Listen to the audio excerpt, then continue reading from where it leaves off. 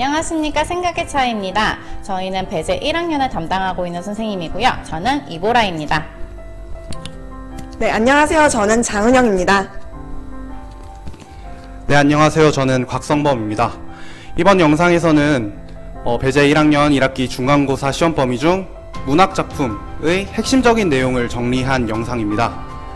만약 이 영상을 보다가 여러분들이 아는 내용이 나오면 복습한다 라고 생각을 하고 한 번 더 확인을 하면 되고요. 모르는 내용이 나오면 아직 시험을 치지 않았으니까 시험 전까지 여러분들이 모르는 개념을 확실히 정리를 하고 시험장에 들어갈 수 있도록 하면 되겠습니다.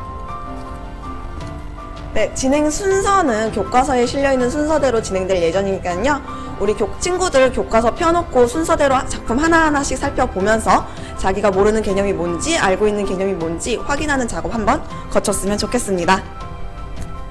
자, 그러면 첫 번째 작품 자화상부터 함께 보도록 하겠습니다.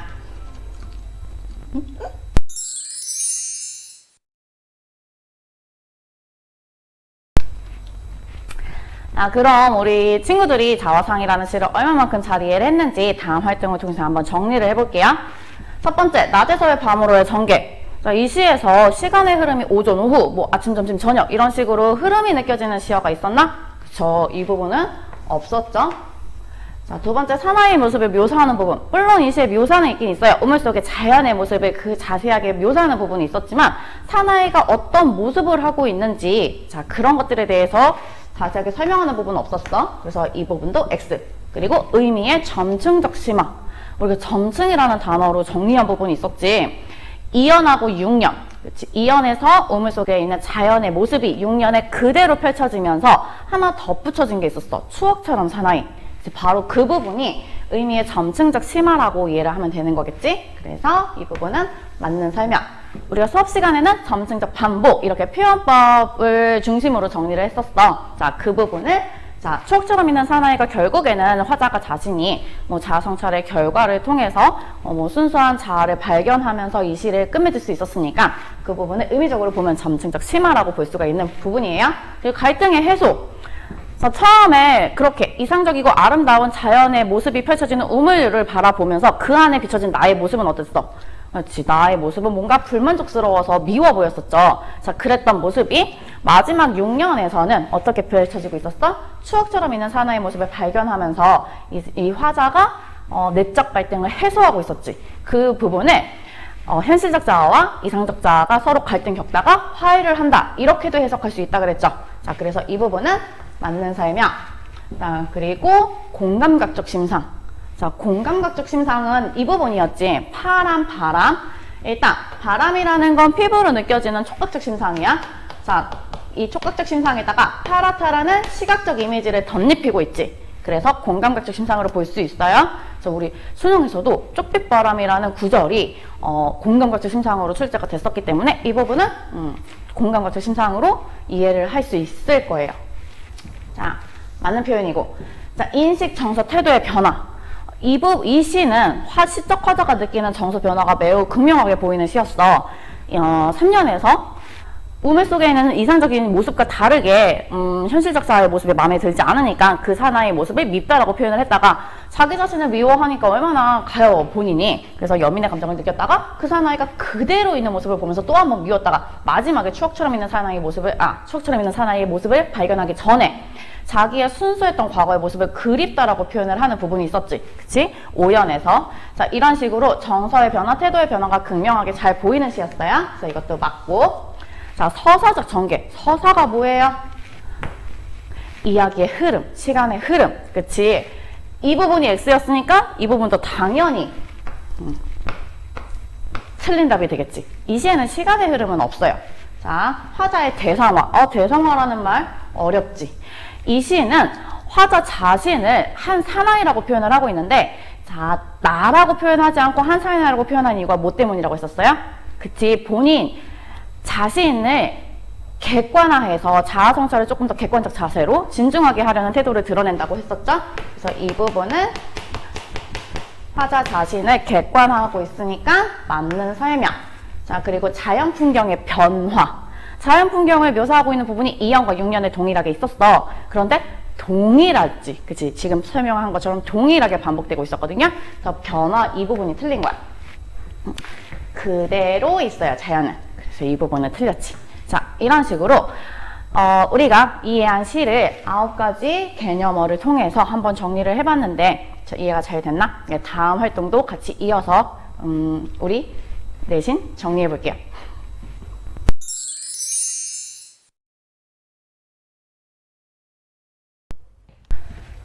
자, 이번에는 절정이라는 시를 정리해 볼게요. 자, 절정이라는 시의 첫 번째, 정신적 초급. 이제 이 시랑 관련이 깊었었나? 매우 깊었죠. 자, 이 시가 총 4연으로 되어 있는데 기승전결로 나눌 수가 있었어. 첫 번째 화자가 자기 현실을 어떻게 인식하고 있었죠? 내가 지금 매운 기절의 상황이고 채찍에 갈겨서 이곳에서 버틸 수가 없으니까 이제 북방으로 쫓겨왔다라고 표현을 하고 있었고, 자, 그곳에서도 있기가 힘들어서 고원까지 쫓겨간 상황이었지. 자, 화자의 상황은 점점 악화되고 있어. 자, 그리고 내가 고원에 어디에 서 있는 것 같아? 자, 불안불안하고 위태위태롭게 칼날 위에 서 있는 것 같은 거야. 그러니까 얘는 진짜 극한의 상황이지. 그래서 칼날 위에 서 있으니까 무릎 꿇고 싶지만 무릎도 꿇을 수가 없고 한 발 제껴 디딜 곳조차도 없는 거야. 이 화자가 처한 상황은 점점 더 시상이 전개될수록 극한의 상황으로 치닫고 있었던 거였어요. 그러다가 이제 화자가 그 상황에서 눈을 감고 생각을 해본 거지. 아, 이렇게 나에게 지금 이 절망적 상황은 혹은 힘든 상황은 어떤 것이다? 강철로 된 무지개인가 보다 라고 하면서 희망적으로 태도를 바꾸면서 현실을 극복하고자 하는 의지를 드러내는 시였어. 바로 그 부분이 뭐예요? 정신적 초극을 이뤄낸 부분이었지. 그래서 매우 관련이 깊은 부분이었고, 자, 두 번째, 상황의 점층적 악화. 그치, 기승전. 화자가 자기가 처한 현실을 묘사하는 부분에서 이렇게 정서적 추이를 보면 전까지 계속해서 극한의 상황, 절망적 상황이 고조가 되고 있었죠. 자, 그래서 전까지는 쭉 시상이 전개가 되면서 상황이 악화되는 부분이었어. 자, 세 번째, 과거와 현재의 교차. 자, 교차라는 건 과거, 현재를 왔다 갔다 해야 돼. 근데 이 시에서 지금 그런 시간의 흐름이 왔다 갔다 하는 부분이 있었나? 그치, 어떻게 보면 그냥 처한 현실을 쭉 서술하고 있지. 그래서 이 부분은 어울리지가 않아요. 자, 네 번째, 성찰을 통한 성숙. 지금 얘 성찰하고 있어? 눈 감고 막 자기에 대해서 막 성찰하는 거야? 자아성찰하고 반성하는 거예요? 그치. 이 시는 자화상이랑 관련이 깊은 부분이었지 절정은 아니에요. 자, 절정이라는 시는 자기가 처한 시대의 인식을 투철하게 해내면서 마지막에 나의 현실에서 절망하지 않고 희망적으로 극복하고자 하는 의지를 드러내는 시였어. 그래서 자아성찰과는 어울리지 않아요. 단정적 어조. 이 시의 어미들이 다 뭐였어? 휩쓸려 오다, 서다, 그리고 뭐였지? 없다, 마지막에 보다. 그치? 이런 식으로 단정적 어조를 사용해서 화자의 의지를 부각하는 그런 말투를 사용하고 있었죠? 그래서 이거는 맞고. 자, 유사한 통사구조의 반복. 물론 지금 어미를 다다다다 이런 식으로 어미를 맞추고 있긴 하지만 전체적으로 봤을 때 문장 구조의 반복을 하고 있는 부분은 없었어요. 그러니까 문장 구조의 반복이라는 건 전체적으로 그 문장의 틀이 비슷하게 느껴져야 되는데 이건 어미만 그냥 평사형 어미로 맞추고 있는 거지. 그치? 그래서 이 부분은 어울리지가 않고요. 자, 그리고 형태적 안정감. 이 부분은 맞아요. 왜 맞냐면 총 4연으로 되어 있는데 그 4연이 다 이행으로 이루어져 있지? 그치? 그래서 총체적으로 안정감이 느껴지는 구조로 되어 있어요. 자, 그리고 역설. 그치? 이 부분은 매우 관련이 깊었죠? 바로 이 부분. 자, 겨울은 강철로 된 무지개인가 보다. 겨울 강철의 이미지랑 무지개의 이미지랑 이미지상으로 보면 어울리지 않잖아요. 강철로 된 무지개라니 어울리지 않지? 그런데 시적 화자가 처한 이런 절망적 현실은 어떻게 생각해보면 내가 희망을 다시 한번 되짚어 볼 수 있는, 희망에 대해서 다질 수 있는 시기구나, 이런 식으로 현실을 극복하고자 하는 의지를 표현하기 위해서 이렇게 논리적으로 모순된 표현을 사용하고 있는 거예요. 그래서 역설 맞고, 시상의 전환. 시적 화자가 처한 상황이 전 부분에서 절정을 치닫고 있었잖아. 절망적 상황이 어떻게 할 수도 없는 상황이었는데 그 부분에서 마지막에 눈을 감고 생각을 해봤죠. 내 현실은 무지개다, 이런 식으로. 그래서 바로 결 부분이 시상의 전환이 이루어지는 부분이었어요. 자, 이렇게 절정을 정리해봤어요. 이제 우리 친구들도 시를 한번 다시 보면서 전체적인 흐름이라든지 이런 이제 개념어들을 중심으로 정리를 해보는 시간이 됐으면 좋겠어요.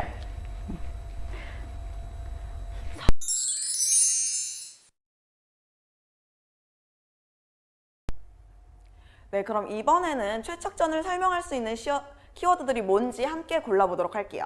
선생님이 총 12개의 키워드들을 제시를 했는데 이 12개의 키워드들 중에서 어떤 게 적절한지 적절하지 않은지 함께 살펴보도록 합시다.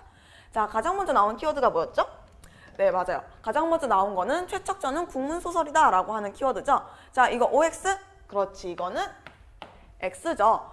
최척전이라고 하는 작품은 조희안이라고 하는 조선시대 양반이 한문으로 창작한 한문 소설이에요. 한글 소설이 아니고 한문 소설이기 때문에 첫 번째 키워드는 틀렸습니다. 자, 그럼 이제 두 번째 키워드로 넘어가서 최척전은 전기성을 성격으로 갖고 있다. OX? 그렇죠. 이거는 X였죠? 자, 우리 생각해보자. 전기성이라고 하는 게 뭐였죠? 그렇죠. 전기성이라고 하는 거는 비현실적. 한마디로 다시 얘기해서 절대로 일어날 수 없을 법한 사건들이 일어나는 게 전기성이다 라고 얘기했죠. 최척전이라고 하는 작품 전체를 보면은 반드시 일어날 수 없는 사건들이 전개되고 있지는 않아요. 자, 그렇기 때문에 전기성이라고 하는 키워드는 잘못된 키워드입니다. 그러면은 선생님이 전기성과 관련한 설명을 하면서 최척전을 설명할 때 이 키워드가 정말 중요해. 이런 성격이 두드러지게 드러나고 있는 작품이야 라고 얘기를 해줬죠. 그 용어가 뭔지 혹시 기억이 날까요? 그렇지. 자, 바로 그 용어는 최척과 오경이가 만남과 이별을 반복하는 과정 속에서 세 번째 만남에서 이 성격이 드러났었는데 세 번째 만남의 경우에는 최척과 오경이가 굉장히 우연히 만난 거여서 우연성이 두드러진다 라고 얘기를 했었죠. 우연성이라고 하는 거는 0.001%의 가능성일지라도 일어날 수 있는 사건을 다루고 있는 게 우연성이에요. 하지만 반면에 전기성은 0.0001%라도 절대로 일어날 수 없는 사건이 일어나는 게 전기성입니다. 정리가 됐죠? 자, 그럼 이제 세 번째 키워드로 가서 최척전은 실제 역사를 반영한 거다. OX? 그렇죠. 이거는 동그라미죠? 자, 최척전에 반영된 실제 역사들을 함께 살펴보도록 할게요. 자, 최척과 오경이는 여러 번의 만남과 이별을 반복하고 있는데 그 이별의 원인이 바로 실제 역사적 사건이었죠. 첫 번째 이별의 원인은 뭐였어요? 그렇죠. 임진왜란이라고 하는 사건이었죠. 자, 두 번째 이별의 원인은 뭐였습니까? 그렇죠. 두 번째 이별의 원인은 정유재란이었죠. 자, 마지막 이별의 원인은 뭐였죠? 맞아요. 마지막 이별의 원인은 명과 후금의 전쟁이었죠. 자, 이렇게 최척전에는 총 3가지 실제 역사들을 반영하여 소설이 전개되고 있기 때문에 사실성을 높였다라고 얘기할 수 있습니다. 자, 그럼 이번에는 두 번째 줄에 있는 키워드들을 살펴보도록 할게요. 자, 두 번째 줄에 있는 첫 번째 키워드를 보면은 최척전은 공간적 배경의 확대가 일어났다. OX? 그렇죠. 이거는 맞는 설명이었죠. 자, 최척전은 조선뿐만 아니라 다양한 국가들이 등장을 하죠. 그 다양한 국가들 함께 떠올려 보도록 할게요. 자, 일단 최척과 오경이가 만나고 이별하고 만나는 그 과정 속에서는 어떤 공간에서 이런 과정들이 반복되고 있었죠? 그렇죠. 일단은 처음에는 조선이라고 하는 나라에서 첫 번째 만남과 첫 번째 이별, 두 번째 만남이 이루어졌었죠. 하지만 정유재란이라고 하는 이별을 계기로 오경과 최척은 서로 다른 국가로 흩어지게 되죠. 오경의 경우에는 도누를 따라 일본으로 갔었고 최척의 경우에는 여유문을 따라서 중국으로 갔었죠. 자, 하지만 이렇게 중국과 일본으로 갔던 두 인물이 어디서 만났죠? 어디서 재회를 했었나요? 그렇죠. 마지막에는 결국에 암남이라고 하는 베트남 지역에서 재회를 하게 됐죠. 자, 이렇게 최척전이라고 하는 작품은 조선뿐만 아니라 중국, 일본, 그리고 베트남에 이르기까지 공간적 배경이 확대되었다라고 얘기할 수 있습니다.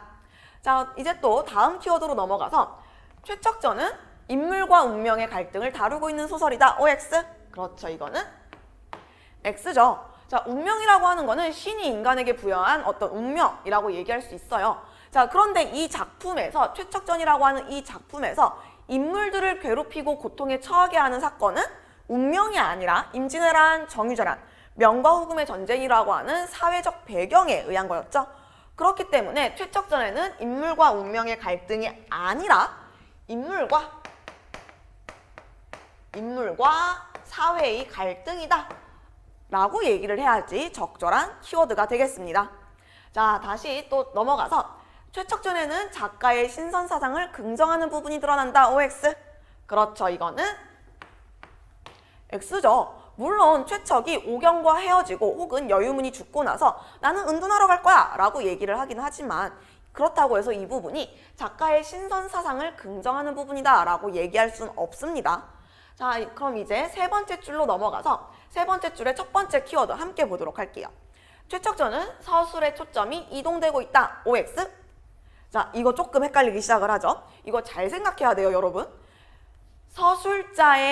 서술자가 바뀌고 있다가 아니라 3인칭 전지적 작가가 초점을 맞추고 있는 인물들이 달라지고 있다라는 의미로 해석을 해야 합니다. 자, 그런 의미로 해석을 했을 때는 이거는 적절한 키워드다라고 얘기를 할 수 있겠죠. 자, 3인칭 전지적 작가인 서술자가 최척의 입장에서 최척의 행적을 서술하기도 하고 그 다음에 최척 일가의 행적들을 서술하기도 하고 오경의 행적들을 서술하기도 하죠. 자, 이것처럼 서술의 초점이 최척 일가 그리고 오경으로 이동하고 있기 때문에 이거는 맞는 선지다라고 얘기할 수 있어요. 자, 그리고 또 넘어가서 최척전에는 주인공의 영웅적 행적이 드러나 있다. OX? 그렇죠. 이거는 X죠. 자, 최척전에 등장하는 인물인 최척이나 오경은 영웅이 아니라고 얘기를 했어요. 자, 최척은 지극히 평범한 인물이기 때문에 영웅적 행적이 드러나 있지 않습니다. 자, 그리고 이제 이 키워드를 함께 보도록 할게요. 최척전에는 유랑 여정을 요약한 부분이 드러난다. OX? 네, 이것도 좀 헷갈리죠. 자, 여러분들아, 최척전에서 그 여유문이 죽고 나서 최척이 중국의 관광 명소들을 이제 유람하기 시작을 하잖아요. 근데 그 부분을 서술자가 어떻게 제시했죠? 맞아요. 요약적으로 제시했었죠? 자, 그래서 이 유랑 여정을 요약하고 있다라고 하는 키워드는 적절한 키워드입니다. 자, 이제 마지막으로 가볼게요. 마지막 번째 줄 첫 번째 키워드 함께 보도록 하겠습니다. 최척전은 인물의 심리와 배경이 조응한다라고 하는 키워드. 이거 OX 뭘까요? 자, 이것도 좀 헷갈리죠? 자, 근데 여러분들아 한번 생각해 봅시다. 그 베트남에서 오경과 최척이 만나기 전에 깜깜한 밤에 배경을 묘사하는 장면이 있었잖아. 그 장면에서 물새 소리가 들려오고 있다라고 하는 장면이 있었죠. 이것도 어떻게 보면은 배경이겠죠. 근데 이런 물새 소리가 들려오고는 그 깜깜한 밤이라고 하는 배경은 인물의 구슬픈 정서와 서로 어울리고 있기 때문에 인물의 심리와 배경이 조응하고 있다라고 하는 이 키워드는 맞는 키워드예요. 자, 그 다음에 이제 성격을 직접적으로 제시하고 있다라고 하는 이 키워드 같이 보도록 할게요. 자, 이거는 바로 대답이 나오겠죠. 맞아요. 이거는 바로 동그라미였죠. 자, 최척전에서는 서술자가 인물의 성격이 어떠하다라고 말하는 부분이 곳곳에서 발견이 되고 있었기 때문에 성격을 직접적으로 제시하고 있다. 이거는 맞는 선지입니다. 자, 그럼 이번에는 마지막 키워드로 최척전에는 주체적 여성이 등장하고 있다. 이거 OX? 그렇죠. 이것도 맞는 설명이죠. 자, 최척전이라고 하는 작품에서는 오경이라고 하는 여성 인물이 주체적인 성격을 가지고 있다라고 얘기를 했었죠. 오경이라고 하는 이 인물은 최척과 오경이 처음 만나던 그 순간, 그 순서, 그때 최척과 오경이 처음 만나는 그때 오경이가 먼저 최척에게 연애 편지를 써서 사랑을 고백하죠. 이런 부분들이 당시 조선이라고 하는 시대적 배경을 고려했을 때 주체적 여성상이 드러난다라고 얘기할 수 있습니다. 자, 이렇게 지금까지 총 12개의 키워드들을 바탕으로 최척전을 전체 정리해보는 시간을 가졌어요. 자, 최척전은 중요한 게 만남과 이별을 반복하는 구조이고 각각의 이별의 원인이 실제 역사를 반영하고 있다라고 하는 이 부분, 그리고 최척전이라고 하는 작품에는 우연성이 두드러지게 드러난다라고 얘기를 하는 이 부분까지 함께 기억을 하고 있어야 합니다. 자, 근데 중요한 거는 최척전이라고 하는 작품 자체가 처음부터 끝까지 모두 다 우연에 의한 전개였을까요? 맞아요. 그건 아니라고 얘기를 했었어요. 자, 최척전에 드러나는 몇몇 장면들은 개연성이 드러나는 장면이다라고 한번 정리를 해줬었죠. 그래서 그 정리된 부분까지 함께 알고 있어야 합니다. 자, 그럼 이제 다음으로는 박시전에 대해서 함께 정리해 보도록 할게요.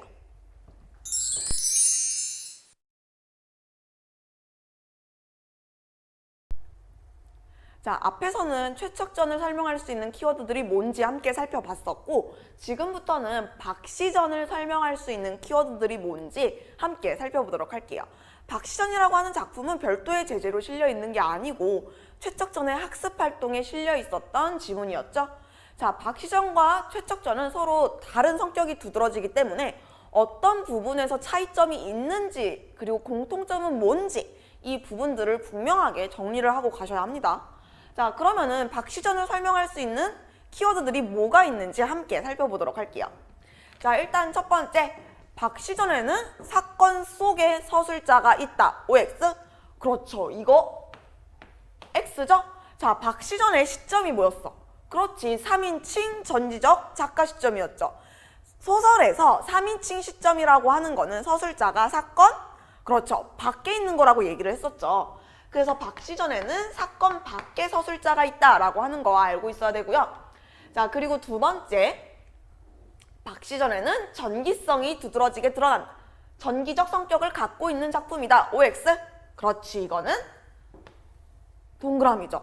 자, 최척전에서는 전기성이 드러나지 않는다고 얘기했어요. 하지만 박시전에서는 우리의 영웅인 박씨가 도수를 부리는 장면이 등장을 하기 때문에 전기적이다 라고 얘기할 수 있습니다. 자, 그 다음에 세 번째, 박시전에는 묘사라고 하는 서술 방법이 쓰였다. OX? 네, 이거는 O예요. 자, 너네 교과서에 실려있는 부분을 보면은 뭐 두 줄기 무지개가 떴고, 그리고 모진 비가 천지에 내렸고, 음풍이 불고 백설이 내렸다 라고 하는 그 장면이 나와 있어. 그 장면이 바로 박씨가 도수를 부리고 있는 그 모습을 묘사하고 있는 거기 때문에 묘사라고 하는 서술 방식이 쓰였다라고 얘기할 수 있는 거예요. 자, 그럼 이제 또 넘어가서 박시전은 군담소설이다. OX? 그렇지, 이거 동그라미죠. 자, 박시전은요, 병자호란을 배경으로 청과 조선이 전쟁을 벌이고 있는 것을 배경으로 하고 있기 때문에 군담소설이다 라고 얘기할 수 있는 거예요. 자, 또 넘어가서 박시전에는 영웅적 존재가 드러난다. OX? 그렇죠. 이것도 O죠. 자, 박시전이라고 하는 이 작품에는 박씨라고 하는 여성 영웅이 등장을 한다라고 얘기했어요. 하지만 최척전에는 영웅이 있다 없다? 그렇죠. 최척전에는 영웅이 없다라고 얘기했습니다. 자, 그 다음에 또 넘어가서 박시전은 역사를 변형하였다. OX? 그렇지. 박시전의 줄거리를 알고 있으면은 당연히 O다라고 얘기할 수 있겠죠? 자, 박시전에 반영된 역사가 뭐라고 얘기했어요? 맞아요. 병자호란이라고 하는 역사가 반영되었다라고 얘기했죠. 자, 그런데 우리 실제로는 이 병자호란에서 우리가 졌어, 이겼어? 그렇지, 우리가 졌지. 그럼 병자호란을 배경으로 실제 역사는 우리가 패배한 게 실제 역사야. 하지만 박시전이라고 하는 이 작품에서는 박씨가 그 청나라의 장군을 혼내주는 장면이 나오는 것처럼 부분적으로 승리하고 있는 장면을 제시를 하거든. 그렇기 때문에 박시전은 역사를 변형한 것이다 라고 얘기를 할 수 있는 거예요. 이해돼요? 실제로는 패배했었지만, 실제 역사에서는 패배했었지만 소설 속에서는 승리하는 모습을 보여주기 때문에 역사를 변형했다라고 말할 수 있는 겁니다. 자, 그럼 또 넘어가서 박시전에는 인물의 내면을 서술했다. OX? 그쵸, 이것도 동그라미였죠? 자, 너네 교과서에 실려있는 것을 기준으로 보면은 용골대가 비분하였다, 분노하였다 라고 서술한 부분이 있어. 이게 바로 인물의 내면을 서술하는 거겠지. 자, 그러면은 이거는 서술자가 인물의 내면을 직접 제시한 거야? 간접 제시한 거야? 그렇죠. 비분하였다, 분개하였다 라고 하는 용어들이 나왔으니까 직접적으로 제시한 거다 라고 얘기할 수 있겠죠? 자, 그런 거 또 넘어가서 박시전에 각골통한이라고 하는 한자 성어를 쓸 수 있을까? 자, 일단 이 각골통한이라고 하는 게 뭐냐면은 뼈를 깎을 정도의 한을 쌓여, 한, 화 이런 것들을 말하고 있거든? 자, 이 소설을 보면은 그 너네 교과서에 실려있는 부분만 가지고 얘기를 하면은 용골대가 굉장히 분노하면서 막 얘기하는 부분이 있거든? 그것도 어떻게 보면은 각골통한이다 라고 얘기할 수 있겠지?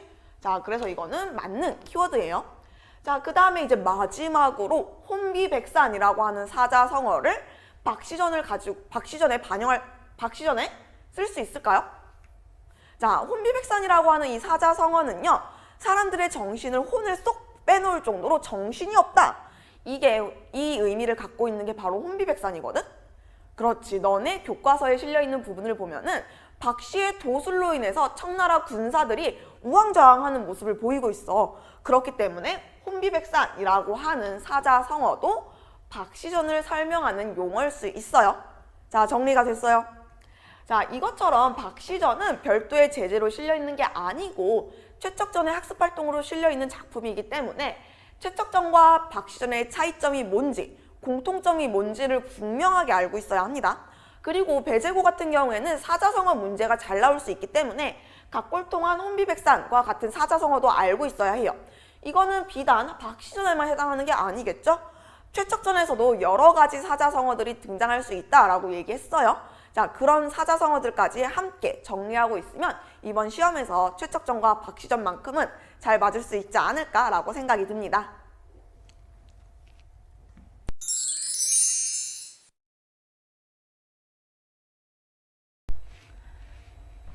자, 이번엔 당신이 나무를 더 사랑하는 까닭이라는 수필을 정리해 볼게요. 자, 첫 번째 칸부터 성찰의 매개, 이 글하고 관련이 있었나? 그치, 매우 관련 깊죠. 성찰을 하게 하는 그 매개가 되는 지점이 어디였어? 이제 소강리 소나무 숲, 이곳에서 이 사람이 무언가를 깨닫고 독자에게 교훈을 주는 그런 수필이었잖아. 그러니까 이건 맞는 거고요. 자연스럽게 체험을 통한 깨달음도 연결이 되지. 직접 작가가 소강리 소나무 숲에 가서 난 이런 것들을 느꼈어. 그리고 이런 현실에 대해서 한번 생각을 해봤어. 그러니까 너희들도 한번 생각해 보려. 자, 이렇게 얘기하는 글이었죠. 그러니까 이것도 맞고. 자, 두 번째, 부정적 전망. 이 부분은 관련이 없지.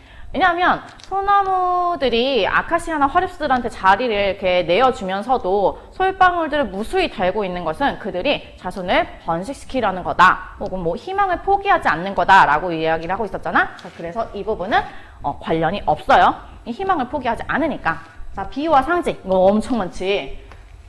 자, 방금 말했던 솔방울이 자손과 뭐 희망을 상징하기도 하고, 이 사람이 초반에 소강리 소나무 숲에 가서 마치 소나무들이 나한테 엄한 스승 같았다라고 표현하는 부분도 있었어. 엄한 스승한테 채찍을 맞고 온 것 같다. 이렇게 표현하고 있었죠. 그 부분은 비유법이고, 그리고 또 자연스럽게 의인법하고 연결이 되는 거지. 소나무를 스승에 비유하고 있으니까 그 부분은 의인법이 사용되고 있다고 봐도 되는 부분이고, 그리고 마치 의지를 가지고 내가 솔방울을 달고 있는 것처럼 표현하고 있잖아요. 그래서 인격을 부여한 의인법이 사용됐다고 볼 수가 있어요. 그래서 서간체, 이것도 관련 깊었지.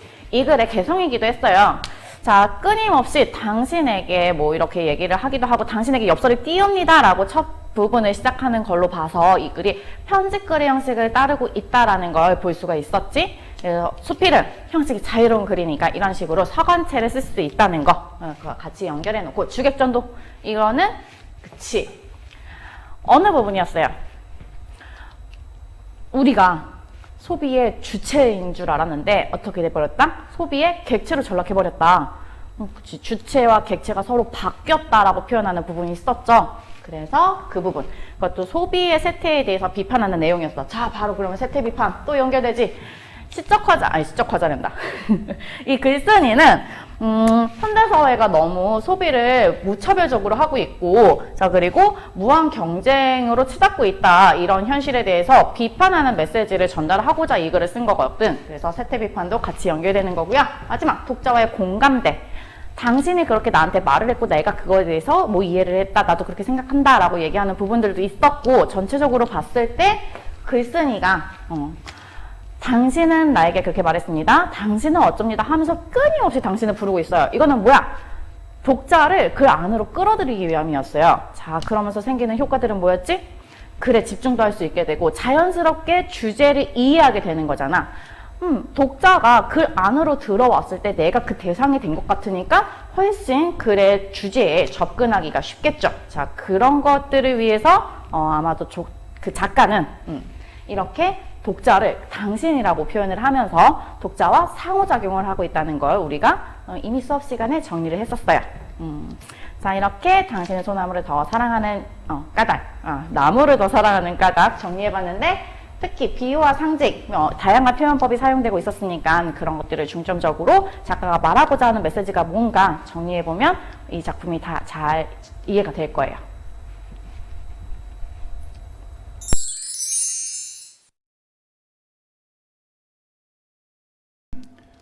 자, 3월 모의고사에 나왔던 시가 작품 중에 고전 시가인 오호가에 대해서 먼저 설명을 해보겠습니다.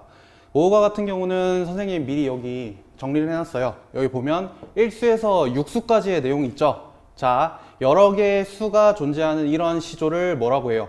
그렇죠, 연시조라고 하죠. 오호가는 연시조의 형식을 바탕으로 지어진 작품이고요. 이 작품은 보면 아시겠지만 1수에서는 5개의 벗을, 5가지의 벗을 소개하고 있고요. 그 5가지의 벗이 누군가 하면 물, 바위, 소나무, 대나무, 그리고 달, 이런 자연물 5명을 벗으로, 자신의 친구로 설명을 하고, 왜 친구인지, 내가 왜 이들을 좋아하는지, 이들에 대해서 예찬하는 점이 무엇인지에 대해서 설명을 하고 있습니다. 그러면 이 오호가의 구성에 대해서 먼저 알아볼게요. 여기 보면 미괄식 구성이라고 되어 있죠. 자, 미괄식 구성의 뜻이 무엇이냐면 작품의 제일 끝, 꼬리 밑자거든요. 제일 끝에 중요 내용이나 중심 내용이 들어있는 구성을 미괄식 구성이라 합니다. 그런데 오호가 같은 경우는 제일 끝부분에 여기 달의 광명과 과묵함에 대해서 얘기를 하고 있죠. 이건 내 친구인 달, 그리고 달의 특성에 대해서 얘기해주고 있는 거예요. 나머지 2수에서 5수의 내용과 차이가 없습니다. 그렇기 때문에 이건 중심 내용이 아니에요. 그래서 오호가는 미괄식 구성이라고는 볼 수 없습니다. 그러면 무슨 구성이라고 봐야 되냐? 1수를 제외한 2수에서 6수까지의 내용을 한번 볼게요. 보면 2수에서는 물, 3수에서는 바위, 4수는 소나무, 5수는 대나무, 6수는 달과 같은 자연물을 이렇게 나열을 하고, 얘네가 내 친구인데 내가 왜 얘네를 좋아하냐면 얘네는 불변성, 영원성, 절개, 그리고 과묵함, 광명, 이러한 특성들을 지니고 있기 때문에 내가 얘네를 좋아한다 라고 얘기를 하고 있는 거예요. 그럼 2수에서 6수까지의 내용은 똑같아요. 친구 제시하고 친구의 특성 얘기해주고, 2수에서 6수까지의 내용은 똑같기 때문에 순서를 바꿔도 아무런 의미의 방해를 받지가 않아요. 이런 식으로 각각의 전체를 구성하고 있는 각각의 단위들이 동등한 의미 관계, 그리고 동등한 위치에서 내용을 구성하고 있을 때 이런 걸 병렬적 구성이라 합니다. 주의해야 될 건 1수를 제외한 2수에서 6수까지가 병렬적 구성이에요. 1수를 포함시키면 병렬이 안 됩니다. 왜냐면 1수에서는 5가지 벗을 소개하겠다라고 얘기하는 건데 얘가 뒤로 가거나 아니면 사이에 들어가 버리면 내용이 어색해지겠죠. 그렇기 때문에 2수에서 6수까지의 내용은 병렬적 구성입니다. 자, 그리고 이렇게 병렬적 구성으로 시상을 전개해 나가는데, 물, 바위 같은 경우는 무생물이죠. 그리고 소나무, 대나무는 생물입니다. 그리고 달 같은 경우는 천상의 존재죠. 하늘에 떠 있는 천상의 존재예요. 그래서 여기 무생물, 생물, 천상이라는 부분은 맞아요. 그래서 무생물, 생물, 천상의 순차적인 전개가 이루어지고 있다라는 설명은 맞지만, 여기 보면 순환적 전개라고 되어 있죠. 순환적 전개. 자, 순환적 전개라고 했으니까 무생물, 생물, 천상 다음에 뭐가 와야 순환이에요? 그렇죠. 계속 되돌아가는 게 순환이니까 다시 무생물이 와야 되는데 여기서는 달 뒤에 무생물 없죠. 그렇기 때문에 순환적 구성이 아닙니다. 순환적 전개 아니고 순차적 전개라고 하는 게 올바른 설명이 될 거고요. 그리고 여기 있는 달을 볼게요. 달 같은 경우는 오호가에서 어떻게 표현을 하냐? 작은 것이 높이 떠서 광명을 내고 있다, 빛을 내고 있다 라고 표현을 해요. 근데 달은 엄청 크잖아요. 맞죠? 큰 대상인데 작은 것이라고 했어요. 그러면 달을 보고 있는 화자는 달이랑 가까이 있어요? 멀리 있어요? 멀리 있죠. 멀리 있다, 먼 곳에 있다는 걸 우리가 원경이라 그래요. 그래서 특정한 대상인 달을 원경에서 관찰하고 있는 모습이 나타나고 있습니다. 그리고 지금 물, 바위, 소나무, 대나무, 달 모두 내 친구인데 얘네가 내가 본받을 만한 좋은 특성들을 가지고 있어요. 그래서 그 특성들을 예찬하고 있는 거죠. 칭찬하고 있는 겁니다. 그렇기 때문에 예찬적 태도도 당연히 드러납니다. 그 영탄적 어조라는 말은 화자의 감탄이 드러난다는 말인데, 오호가에서 보면 2수나 3수 같은 데 보면 종장에 물뿐인가 하노라, 그리고 바위뿐인가 하노라와 같이 하노라 이런 감탄을 나타내는 어미를 사용해서 영탄을 표현하고 있기 때문에 영탄적 어조도 맞습니다. 그럼 이제 조금 더 디테일하게 들어가서 표현법을 자세히 좀 살펴보면요.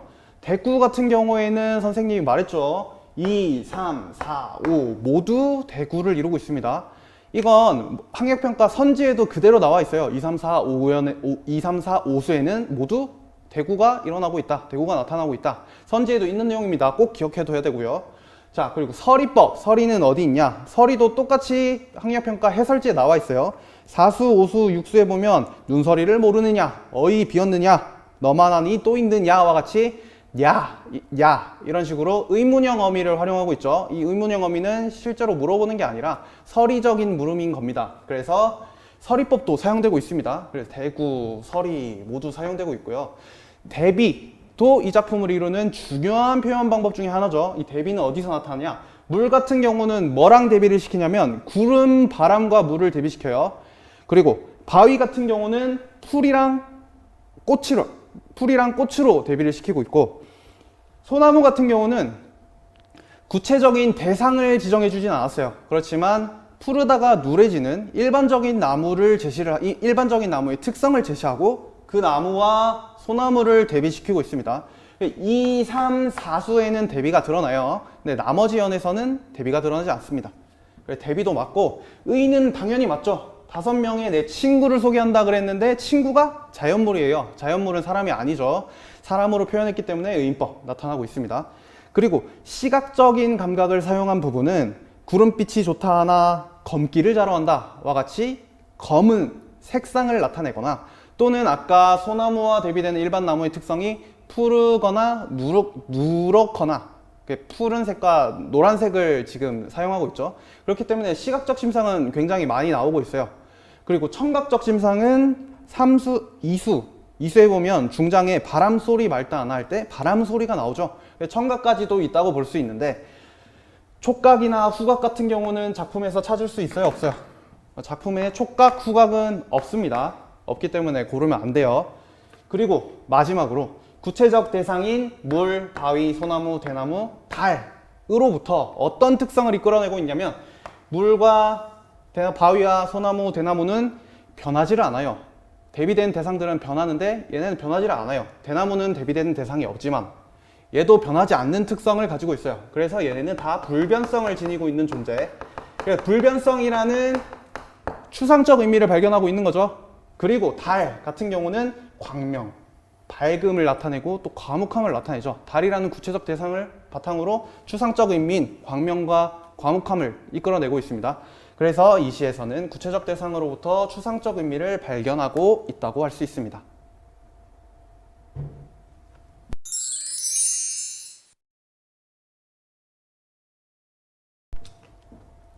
다음으로 3월 학력평가 작품 중에 현대시, 그 중에서도 추억에서를 먼저 한번 보겠습니다. 추억에서 같은 경우는 어떤 내용이었어요? 현재의 화자가 과거에 있었던 일을 계속해서 떠올리고 있죠. 이러한 방식을 우리가 두 글자로 회상이라고 합니다. 그래서 추억에서는 회상의 방식으로 시상이 전개되고 있다 라고 할 수 있고요. 그런데 이렇게 현재의 화자가 과거에 있었던 사건을 떠올리고는 있는데, 그러면 현재의 화자의 모습에 대한 묘사는 드러납니까? 안 드러나요. 현재의 삶에 대한 구체적인 묘사는 없습니다. 그런데 추억에서 말고 짝으로 나왔던 담양장 한번 생각해 보세요. 담양장 같은 경우는 현재 삶에 대한 묘사 있어요, 없어요? 있어요. 현재를 살고 있는 어머니의 모습, 등이 굽어 있는 어머니의 모습, 담양장에서 여전히 대바구니를 팔고 계시는 어머니의 모습을 묘사하고 있습니다. 그렇기 때문에 추억의사랑 담양장은 항상 비교 대조하면서 작품을 공부할 필요가 있어요. 그리고 회상의 방식으로 시상을 전개하고 있는데, 그 안에서 화자가 느끼는 감정은 뭐예요? 어머니에 대한 연민과 애상을 느끼고 있는 거죠. 그렇기 때문에 연민도 맞습니다. 왜 연민과 애상을 느끼냐? 어머니가 지금 진주 장터 생어물전에서 물고기를 팔고 계신데 항상 새벽부터 나가서 장사를 하시는 거예요. 그러니까 얼마나 힘들게 자식들을 키우셨는지 알 수 있죠. 그거에 대한 화자의 연민이 드러나는 시라고 할 수 있습니다. 그리고 이렇게 화자가 어머니에 대해서 연민을 느끼고 있는데, 어머니는 어떻게 하고 있어요? 절망하고 체념하고 있어요. 아니죠. 절망 체념하지 않고 한을 지니고는 있지만 절망 체념하지 않고 계속해서 자식들을 위해 열심히 일하시는 어머니의 모습이 나타나고 있습니다. 절망 체념은 드러나지 않고요.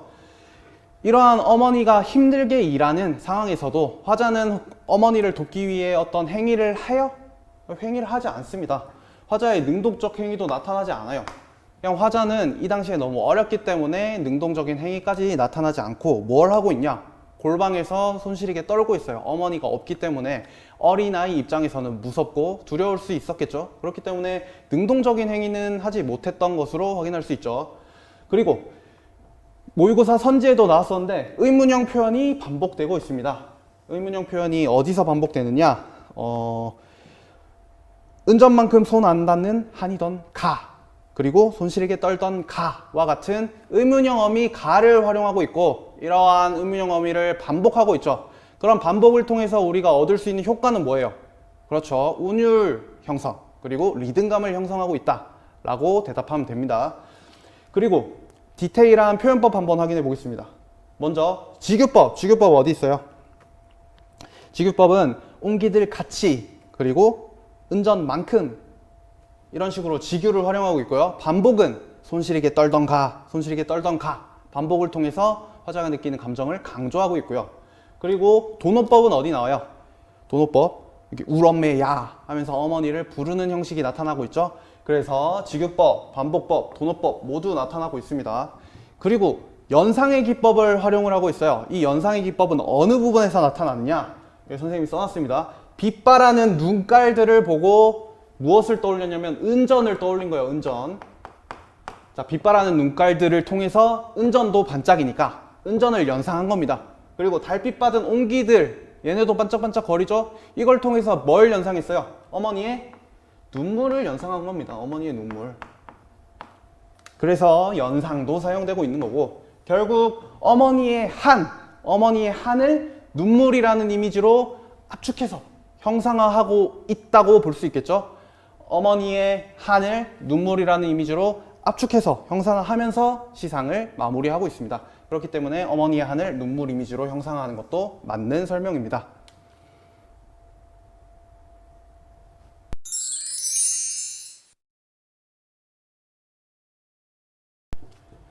다음으로 담양장 확인해 보겠습니다. 담양장 같은 경우는 이연이 가장 큰 특징이에요. 이연에서 이 시의 특징을 다 잡아낼 수 있는데, 그 중에서도 이연의 내용이 뭐였는지 기억이 납니까? 이연 같은 경우는 어렸을 때 화자가 했던 경험을 이렇게 제시를 해주고 있죠. 이런 걸 우리가 일화를 제시한다 라고 합니다. 그래서 담양장에서는 일화를 제시하고 있고요.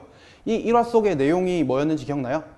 어린 시절에 추억에서와 같죠. 담양장에서도 어머니가 홀로 자식들을 키우고 있는 상황에서 담양장에 이제 대바구니를 팔러 가신 거예요.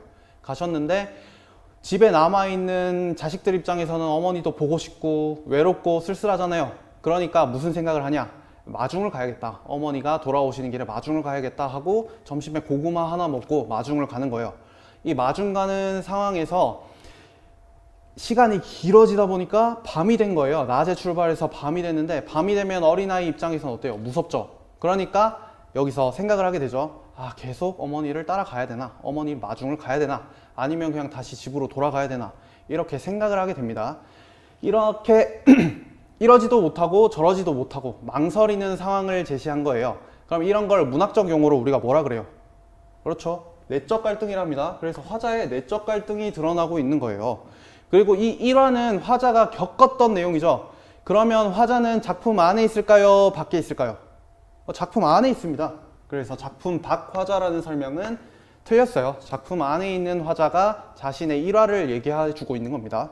그리고 이연에서 특징적인 건 또 하나 더 찾아볼 수 있는데, 이연에 보면 하염없이, 한참, 한없이와 같은 부사를 많이 활용하고 있어요. 이러한 부사를 통해서 어떤 걸 표현해 주고 있냐? 어머니를 계속 기다리고 어머니를 마중 가고 그랬던 시간이 엄청 길었다, 길게 느껴졌다라는 화자의 정서가 드러나는 거거든요. 그래서 부사어를 통한 정서 표현 맞습니다. 그리고 한없이라는 부사어를 통해서 망설이고 있는 거죠. 내적 갈등도 표현해주고 어떻게 해야 될지 모르겠는 화자의 정서가 효과적으로 표현이 되고 있는 겁니다. 그리고 이 작품에서도 마찬가지로 어머니에 대한 연민은 드러납니다. 이 연민을 어디서 찾아볼 수 있냐라면 사면에 보면 요즘도 장날이면 허리 굽은 어머니, 어머니를 보면서 연민을 느끼고 있는 거고, 그리고 새벽설이 2연에서 새벽설이 밟으며 어머니는 바구니 한 줄이고 장에 가시고, 어머니는 새벽설이 맞으면서 일을 하러 가신 거예요. 그러니까 화자의 연민은 자연스럽게 드러나는 겁니다. 그리고 이 선지도 이것도 똑같이 3월 학력평가 선지에 나왔던 거예요. 동일한 어미가 반복이 되고 있어요. 이 동일한 어미는 무엇이냐면 죽장이 김삿갓은 죽고 참빗으로 이접던 시절 또 가고 이고 장에 가시고 고 이런 고가 계속 반복되고 있어요. 어미 고를 반복하고 있습니다. 이것 또한 반복을 통해서 운율을 형성하고 리듬감을 형성하고 있는 겁니다. 그리고 이 작품에서 마지막을 보면, 사면의 맨 마지막을 보면 담양장이라는 시어로 시가 마무리되고 있어요. 그럼 이 담양장이라는 구체적인 공간을 제시한 거죠. 이런 구체적인 공간을 제시하면 어떤 효과가 있냐? 어떤 효과가 있냐면 사실감과 현장감이 더해지죠. 사실감과 현장감이 더해지기 때문에 구체적인 공간을 제시해서 사실감과 현장감을 제시하고 있다라는 선지가 나오면 이건 맞는 거예요. 이건 담양장만 해당되는 게 아니라 추억에서도 똑같죠. 추억에서도 진주 남강 생어물전이라는 구체적인 지명을 제시하고 있고 구체적인 공간을 제시를 하고 있습니다. 그렇기 때문에 둘 다 공통적으로 해당되는 내용이라 볼 수 있습니다. 그리고 담양장이라는 명사형으로 시상을 종결했어요. 그렇기 때문에 당연히 여운도 형성이 되는 겁니다. 그리고 이 시에서 이연의 가장 큰 특징 무엇이었냐면 바로 산문적 어조예요. 산문적 어조라는 거는 운문처럼 운율이 막 느껴지도록 연을 구분하고 행을 구분한 게 아니라 바로 소설처럼 이렇게 쭉 이어서 길게 느려 쓴 걸 산문적 구성이라고 합니다. 그리고 또 달리 말하면 산문적 어조이기도 하고 서사적 구성이라고도 말할 수 있습니다.